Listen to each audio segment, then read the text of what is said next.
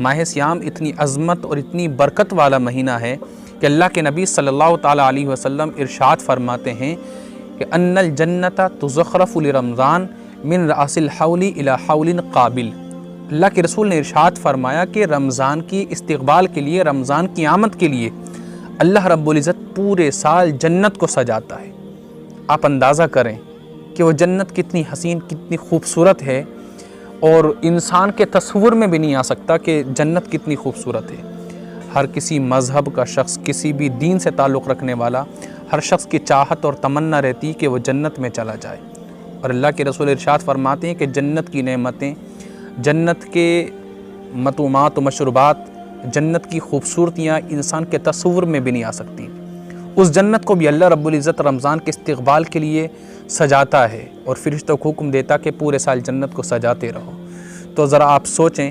کہ کیونکہ ہم بھی ہوتا ہے نا کہ ہم کسی معمولی شخص کے لیے اپنے گھروں کو نہیں سجاتے۔ ہمارے گھر میں کوئی ایک عظیم فنکشن ہوتا ہے، ربیع الاول شریف کا موقع آتا ہے، یا پھر ہمارے گھر میں کسی کی شادی بیاہ کا پروگرام ہوتا ہے، ہم تبھی اپنے گھروں کو سجاتے ہیں۔ تو ہم اس سے رمضان المبارک کی عظمت کا ذرا اندازہ کر سکتے ہیں کہ رمضان المبارک کی عظمت کتنی ہوگی، اس میں کس قدر اللہ کی رحمتیں نازل ہوتی ہوں گی کہ جس ماہ مبارک میں اللہ رب العزت اس کے استقبال کے لیے پورے سال جنت کو سجاتا ہو۔ اللہ کے رسول صلی اللہ تعالیٰ علیہ وسلم اپنی آنکھیں اس ماہ سیام کی استقبال کے لیے، اس کی آمد کے لیے بچھائے رکھتے تھے کہ کب رمضان المبارک آئے گا اور کب میں اپنی عبادتوں میں مزید اضافہ کر دوں گا اور عبادت کثرت کے ساتھ کرنے لگوں گا۔ پیارے آقا علیہ الصلوۃ والتسلیم کی پوری زندگی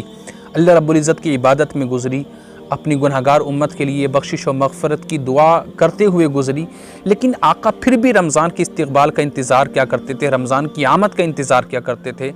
اور جب یہ ماہ سیام اللہ کے رسول صلی اللہ علیہ وسلم کے آ جاتا تھا تو اللہ کے رسول صلی اللہ تعالیٰ علیہ وسلم ایمان و احتساب کے ساتھ روزے رکھتے تھے، اپنی ازواج کو، اپنے اصحاب کو بھی ایمان و احتساب کے ساتھ روزے رکھنے کا حکم ارشاد فرماتے ہیں۔ اور روزے رکھتے ہوئے ہمیں ایک بات کا خاص طور پر خیال رکھنا ہے کہ روزے رکھنے کے بعد میں ہمیں جھوٹ نہیں بولنا ہے، بدعمالیاں نہیں کرنی ہیں، کسی کو دغا نہیں دینی ہے، جھگڑا نہیں کرنا ہے، کیونکہ اللہ کے رسول صلی اللہ تعالیٰ علیہ وسلم نے ارشاد فرمایا کہ جو شخص روزہ رکھے پھر اس کے بعد میں جھوٹ بھی بولے اور بدعمالیاں کریں تو اللہ رب العزت کو اب اس کے کھانے پینے کی کوئی فکر نہیں ہے۔ اب چاہے وہ بھوکا رہے، چاہے وہ کھائے، چاہے پیے، کچھ بھی کرے، خدا کو اس کی کوئی حاجت نہیں ہے۔ اور روزہ جو ہے یہ کوئی کھانا بچانے کا کوئی مشن یا مہم نہیں ہے، بلکہ تزکیہ نفس کے لیے روزہ رکھا جاتا ہے۔ اللہ تعالیٰ ارشاد فرماتا ہے لعلکم تتقون، کہ تاکہ تم پرہیزگار ہو جاؤ۔ یا ایھا الذین آمنوا کتب علیکم الصیام کما کتب علی الذین من قبلکم لعلکم تتقون، اے ایمان والو تم پر روزے فرض کیا گئے جیسے کہ تم سے اگلوں پر روزے فرض کیے گئے تھے، لعلکم تتقون، تاکہ تم پرہیزگار ہو جاؤ، متقی ہو جاؤ۔ اور متقی اور پرہیزگاروں کے لیے اللہ رب العزت نے انعام رکھا ہے کہ ان المتقین فی جنات النعیم، کہ جو پرہیزگار ہیں، جو خدا سے ڈرنے والے ہیں، جن کے دل خوف خدا سے لبریز رہتے ہیں، خشیت الہی سے کانپتے رہتے ہیں، ان کے لیے جنت نعیم میں جگہ ہے، ان کے لیے جنت ہے، ان کے لیے جنت کے میوے ہیں، جنت کی نہریں ہیں، جنت کے مطعومات و مشروبات ہیں، جنت کے ثمرات ہیں، جنت کی حور و قصور ہیں، پوری جنت کا مالک ہے وہ۔ اللہ رب العزت نے متقین کے لیے اور روزے رکھنے والوں کے لیے انعام فرمائے ہیں، اور اللہ کے رسول صلی اللہ تعالیٰ علیہ وسلم ارشاد فرماتے ہیں کہ رمضان ہوا شہر الصبر، کہ رمضان جو ہے وہ صبر کا مہینہ ہے، وہ صبر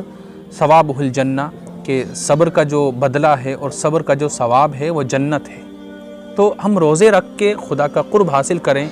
تزکیہ نفس کریں، اپنے نفس کی کدورت کو دور کریں، اپنے نفس کو پاک و صاف کریں، سوچ کو پاک و صاف کریں۔ شیاطین رمضان کے مقدس مہینے میں جکڑ دیے جاتے ہیں، ان کو قید کر دیا جاتا ہے۔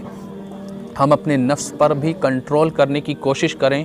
اور شیطانی تمام حربوں کو اور نفس امارہ کے تمام حربوں کو ہم باطل کرنے کی کوشش کریں، ان سے مقابلہ کرنے کی کوشش کریں، اور اللہ رب العزت نے جو ہمیں صبر کا ایک ہتھیار عطا فرمایا ہے